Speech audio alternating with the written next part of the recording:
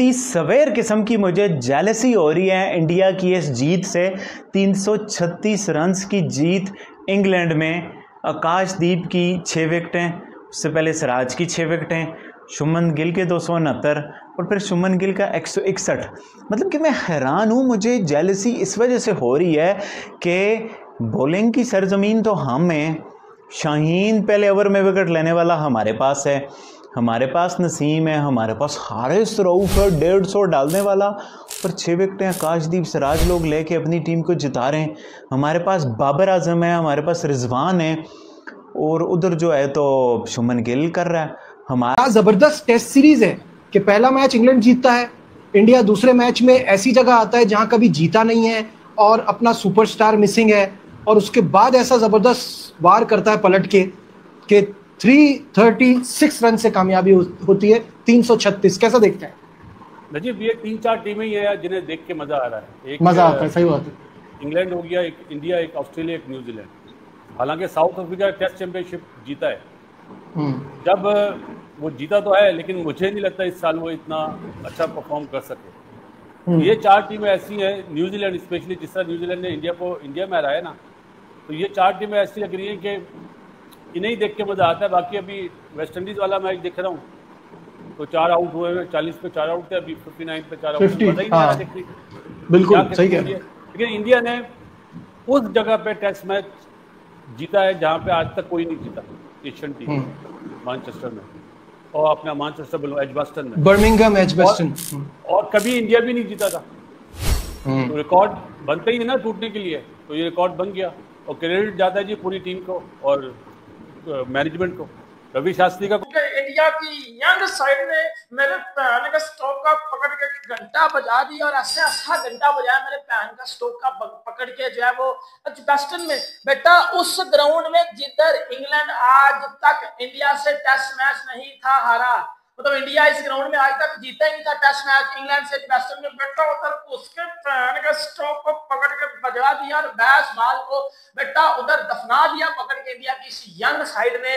और किधर गए वो टट्टू उठा सामू पीली चप्पल निकलना बाहर आ, वो टट्टू उठा किधर गए जो भौंक रहे थे कि जी वो जी बुमराह को नहीं खिलाया तो देखना जी इंडिया ये मैच भी हार जाएगा, जी इंडिया ये कर देगा, जी इंडिया वो कर देगा।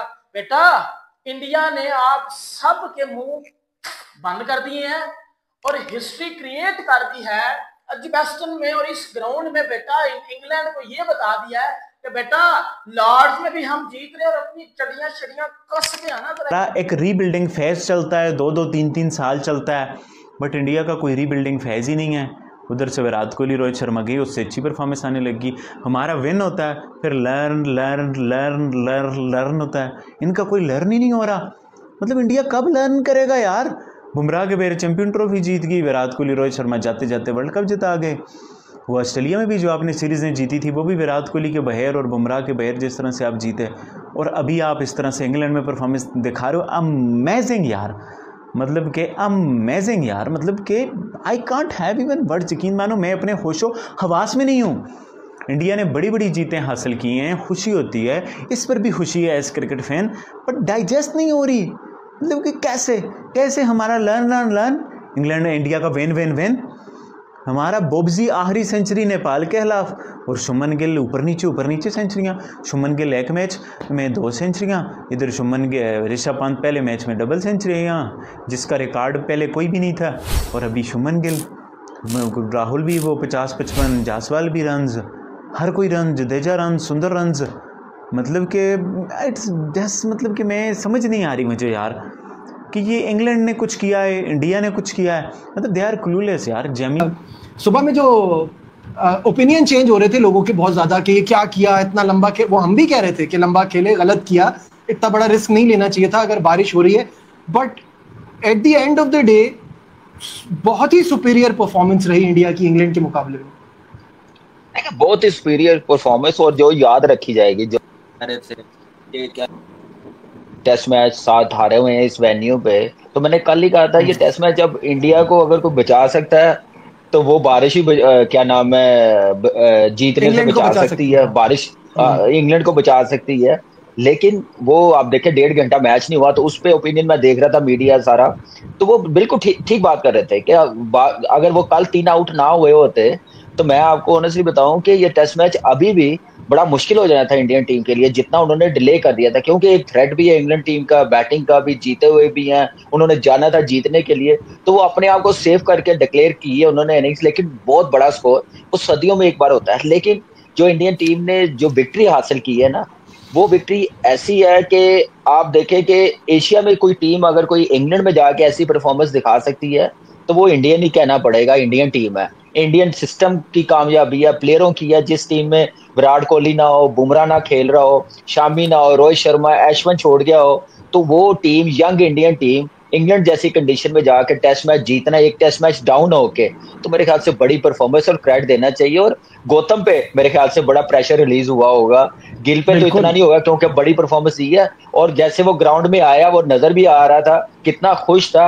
अब इस चीज को अब कंटिन्यू रखना, इसमें भी जो गलतियां हैं बैटिंग में, बॉलिंग में, वो देखने वाली। लेकिन आज जो बॉलिंग मुझे आकाशदीप की इस टेस्ट मैच में 10 आउट जो उसने किए ना, मुझे मोहम्मद आसिफ याद आ गया था, जैसे वो घुमाता था बॉल, जैसे इन स्विंग आउट स्विंग वो कर रहा था, जो उसने वो हैरी ब्रुक को बोल्ड किया है, वो मुझे वो बॉल याद आ गया जो लक्ष्मण को किया था उसने, वैसा अंदर आया। ये बासित भाई भी एग्री करेंगे कि ऐसा बॉल किया कि उसको टाइम नहीं मिला। और एक्सीलेंट बॉलिंग, ये है बॉलिंग जिससे आप बड़े से बड़े बैट्समैन आउट कर सकते हैं, जब आपके पास एरिया अच्छा हो बॉलिंग करने का, जो पहले टेस्ट मैच में हमें नहीं नजर आया।